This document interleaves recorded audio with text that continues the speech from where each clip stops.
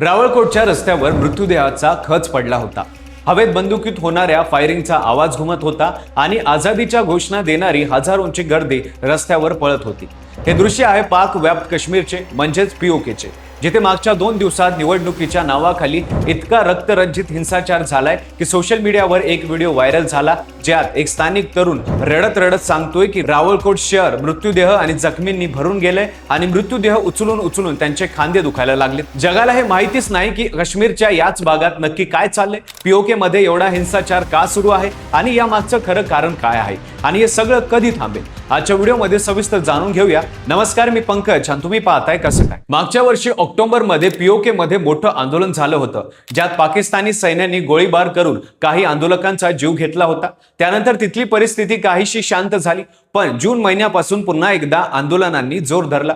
5 जून रोजी joint commissioner Awami action committee म्हणजे जेईसीच्या एका कार्यकर्त्याची रावळकोटमध्ये हत्या झाली आणि तिथूनच आंदोलनाची ठिणगी पडली। 9 जूनला जेईसीने मोठ्या आंदोलनाची हाक दिली, पण त्याआधीच सरकारने या संघटनेवर बंदी घातली आणि अनेक नेत्यांना अटक केली। तेव्हापासून आजतागायत तिथली परिस्थिती दिवसेंदिवस अधिकच चिघळत गेली। सध्या पीओके मध्ये तिथल्या विधानसभेच्या 45 जागांसाठी निवडणुका सुरू आहेत। या निवडणुका 3 टप्प्यात होणार आहेत। 27 जुलै पासून सुरू झालेली ही प्रक्रिया 10 ऑगस्ट पर्यंत चालणार आहे। मात्र या निवडणुकांना जेईसीने आधीपासूनच विरोध केला होता आणि बहिष्काराचा हाक दिला होता। 27 जुलैला जेव्हा मीरपूर भागात पहिल्याच टप्प्याचं मतदान सुरू झालं, तेव्हा हजारो आंदोलक रस्त्यावर उतरले आणि त्यांनी मुझफ्फराबादच्या दिशेने मोठा मोर्चा काढला। एका बाजूने बस टर्मिनल वरून सुमारे 2000 आंदोलक आणि दुसऱ्या बाजूने ड्रीक भागातून जवळपास 3000 आंदोलक रावळकोट शहराच्या दिशेने चालत निघाले होते। ड्रीक इथेच जेएसीने 6 आठवड्यांपासून तळ ठोकला होता आणि तिथून महिला देखील मोर्चात सहभागी झाल्या होत्या। सुरक्षा दलांनी या मोर्चाला शहरात घुसण्यापासून रोखण्याचा प्रयत्न केला। सरकारी सूत्रांच्या मते आंदोलकांनीच आधी गोळीबार केला आणि त्यानंतर सुरक्षा दलांनी प्रत्युत्तर दिलं, तर जेईसीच्या मते हा शांततामय मोर्चा होता आणि सुरक्षा दलांनीच थेट गोळीबार केला। दोन्ही बाजूंचे दावे परस्पर विरोधी असले तरी एक गोष्ट स्पष्ट आहे, ती म्हणजे रावळकोटच्या रस्त्यावर रक्ताचे पाट वाहिले। जेईसीच्या दाव्यानुसार या गोळीबारात किमान 14 ते 20 आंदोलकांचा मृत्यू झाला, तर शेकडो जण जखमी झाले। यात जेईसीचे प्रवक्ते उमर नजीर काश्मीरी यांचा भाऊ उस्मान नजीर यालाही या हिंसाचारात प्राण गमवावे लागले। आता या घटनेचा सगळ्यात हादरून टाकणारा क्षण म्हणजे स्थानिक सोशल मीडिया इन्फ्लुएन्सरने शेअर केलेला तो व्हिडिओ। तो आता जगभर पोहोचलाय। या व्हिडिओत तो तरुण थेट कॅमेरा समोर येऊन सांगतो की तो कसा बसा जीव वाचून तिथून निसटलाय आणि आता स्वतःच्या जीवाची पर्वा न करता तो जगाला मदतीसाठी हाक देतोय। रावळकोट शहर मृत्यूदेह आणि जखमींनी भरून गेल्याचं तो सांगतो। हा व्हिडिओ पाहून अनेकांच्या अंगावर काटा उभा राहिला। याशिवाय परिस्थिती किती गंभीर आहे हे यावरूनही लक्षात येतं की गेल्या 2 महिन्यांपासून तिथल्या बँका बंद आहेत, अनेक भागात मोबाईल आणि इंटरनेट सेवा पूर्णपणे बंद आहे आणि बाजारपेठाही अनेक दिवसांपासून बंद आहेत। यामुळे जीवन आवश्यक वस्तूंच्या पुरवठ्यावरही मोठा परिणाम झालाय।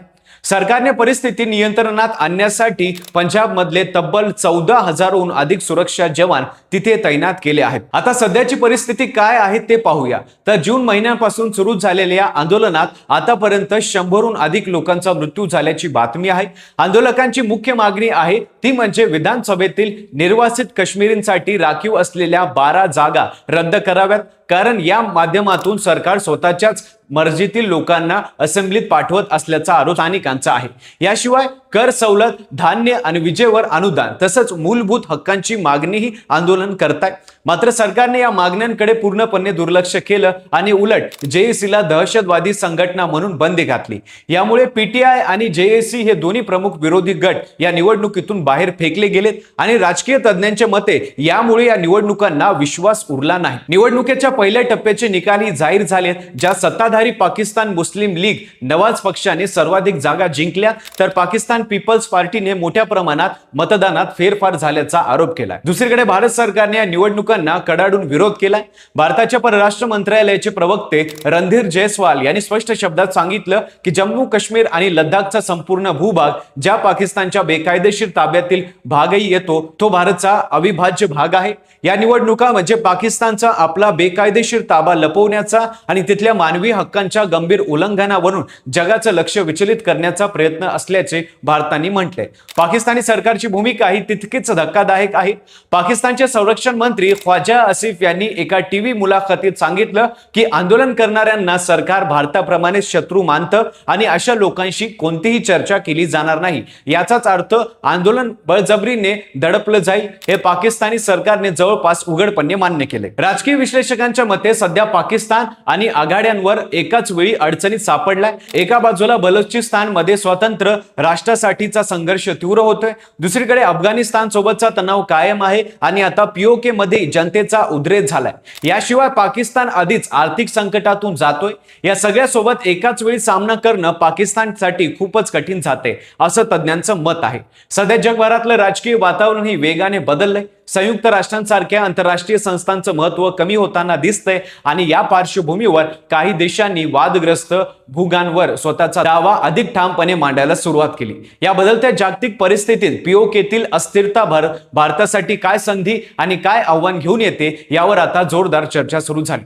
सध्या तरी पीओकेतील परिस्थिती भयानक बनलीये. सुरक्षा दल, बंद असलेल्या बँका आणि बाजारपेठा, ठप्प झालेली दळणवळण यंत्रणा आणि रोज वाढणारा मृत्यूंचा आकडा, हे सगळं पाहता येत्या काही दिवसात तिथे आणखीन काहीतरी मोठं घडण्याची शक्यता नाकारता येत नाही. पाकिस्तान सरकार आणि सैन्य ज्या पद्धतीने परिस्थिती हाताळते त्यामुळे तणाव निवळण्याऐवजी अधिकच वाढताना दिसतोय. शेवटी एकच प्रश्न मनात येतो, स्वतःच्या नागरिकांवर गोळ्या झाडणारं सरकार त्यांना खरंच न्याय देऊ शकेल का, की हा संघर्ष आणखीन मोठ्या वादळीची सुरुवात ठरणार आहे? तुम्हाला काय वाटतं याबद्दल तुमचं मत आम्हाला नक्की कमेंटमध्ये सांगा. व्हिडिओ आवडला असेल तर लाईक करा, चॅनलवर नवीन असताल तर चॅनल सबस्क्राइब करायला विसरू नका आणि पाहत राहा फक्त कसं काय.